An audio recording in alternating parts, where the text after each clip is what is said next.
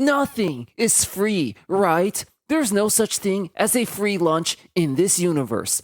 This is the typical logic delusional boomers and corporate shills use to gaslight Gen Z into being exploited for their horrible low wages.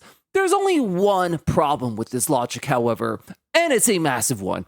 If nothing indeed is free, then having a job itself isn't free either. Not only is it not free, a job is actually one of the most expensive things imaginable on this planet when you break it down. And once you do that, as we're about to do right now, you'll soon see that literally every single thing your delusional boomer parents ever told you about why you should get a job and work can be flushed down the toilet. You need to work to support yourself. You need to work so you're not a burden to society. You need to work so you can become independent. All these delusional boomer arguments hinge on one very faulty assumption.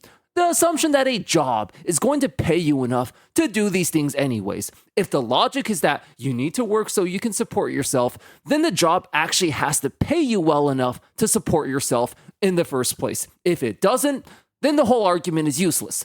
Like most of their arguments and logic.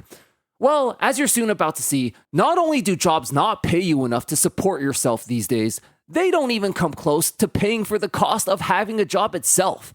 As I said, having a job is one of the most expensive things in the world for young people right now.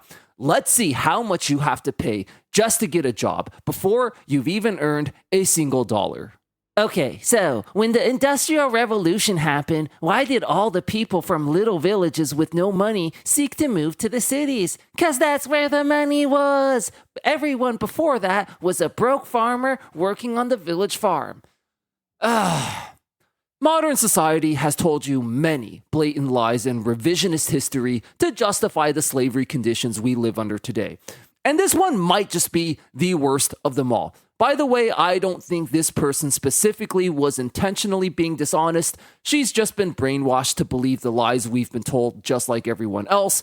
But no, the Industrial Revolution produced probably by far the absolute worst working conditions in human history, with even children as young as 6 slaving away in factories for 14 hours a day and barely making pennies.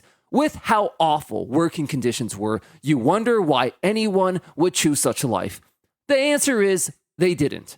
Prior to the Industrial Revolution, medieval Europe operated under an open field system. Farming fields were distributed as equally as possible amongst peasants, with each family receiving a mix of poor and good land. Once you started working, you had to pay a portion of your harvest to the Lord in taxes, but the act of starting your work was free. Getting the job initially was free, if you will. There were no student loan debts, no cost of moving to a big city, no having to pay for a car or other transportation costs to get to and back from work. Then the Industrial Revolution happened, and just like they do today, governments and corporations colluded together to pass a law known as the Enclosure Acts. The ownership of all common land and all wasteland that farmers and lords had was taken from them. Any rights they had over the land they were already on were gone. New fields were designed, new roads were added, and the land was eventually reallocated to different farmers and lords, presumably the ones that serve corporate interest the best. So the idea that people willingly chose to move to the city to work in these god-awful factory conditions was just an outright lie. They were forcibly kicked off their land and now had to get a job in the city where living costs are the most expensive. Now, fast forward to the modern day, and we still pretty much have the exact same dynamic going on for Gen Z today. This is perhaps most pronounced in South Korea, where in order for young people to get a job, it's pretty much mandatory at this point that you have to move to Seoul. Now, to be fair, living costs in Seoul are actually not that bad by big city standards, far cheaper than that of Tokyo, for example. But it's still way more expensive than that of an average city in Korea, where the average Korean grows up.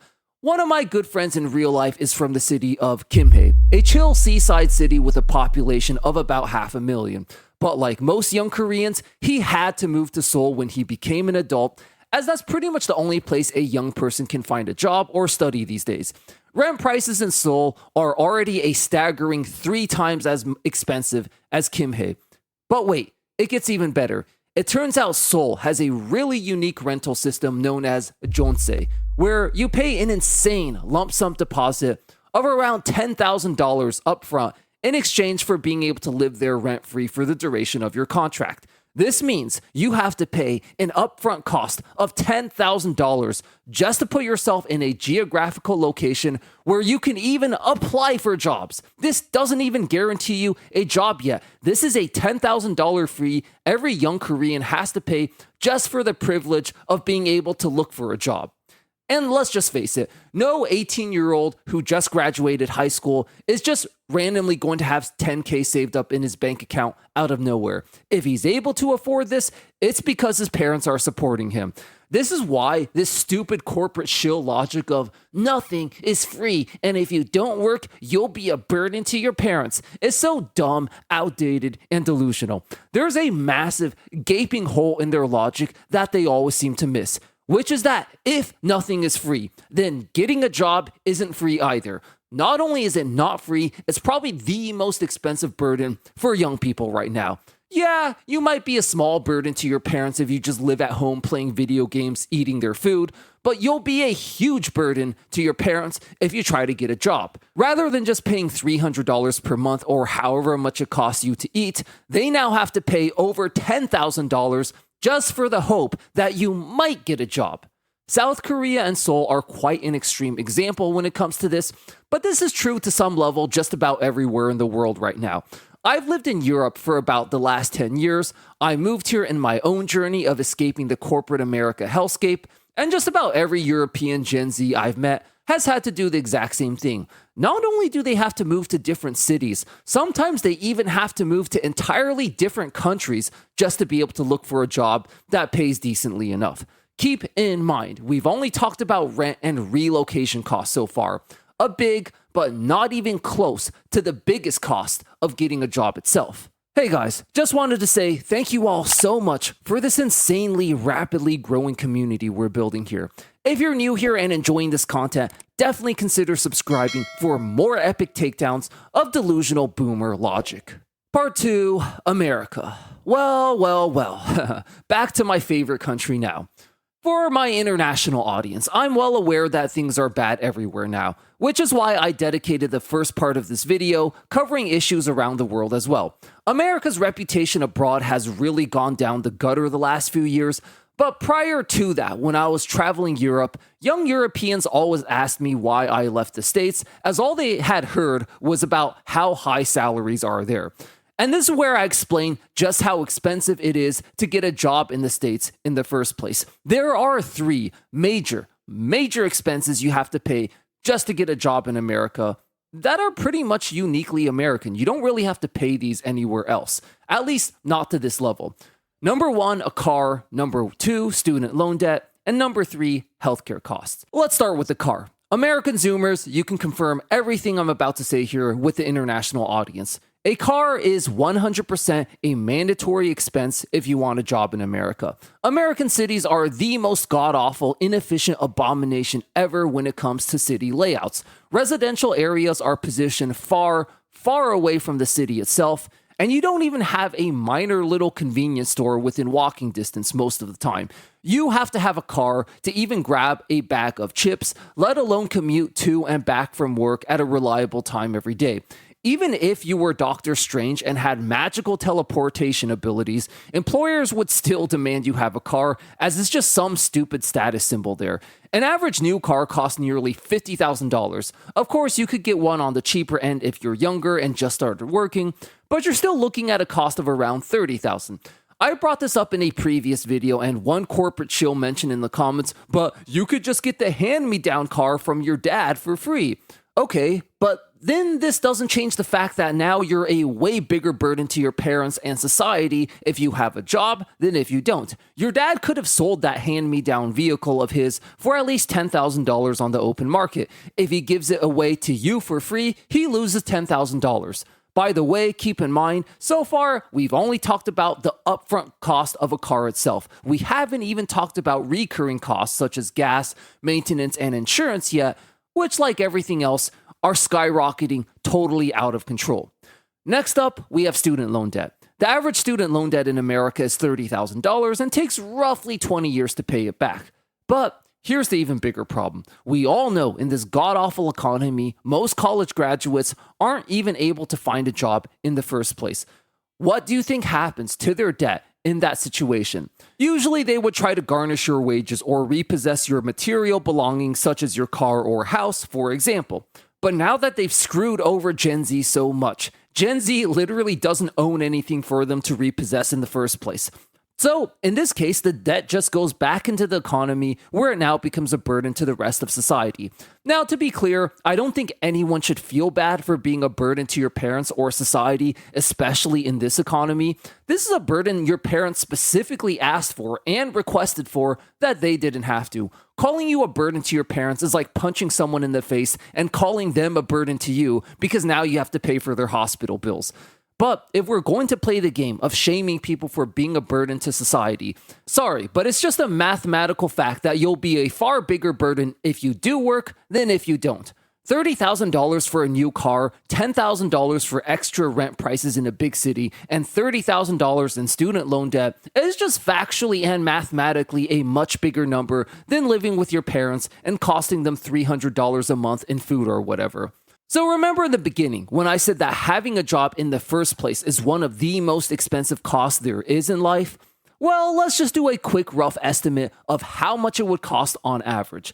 Let's say over the course of a year, you have to spend an extra $20,000 to rent in a big city that actually has any jobs available. Let's say you spend $30,000 on a lower end new car, and the car expenses of gas, insurance, and maintenance total out to another $5,000 per year. Let's say you accumulate the average $30,000 of student loan debt, and let's say at some point you run into a medical expense due to the absurd amounts of work-related stress you're bombarded with. We're now at a total of exactly $100,000. That's right, you now have to pay 6 figures just to get a job before you've even earned a single dollar. I recently read a comment from a corporate shill saying, "I don't see how being a NEET is a win." And he's right about that. It's not.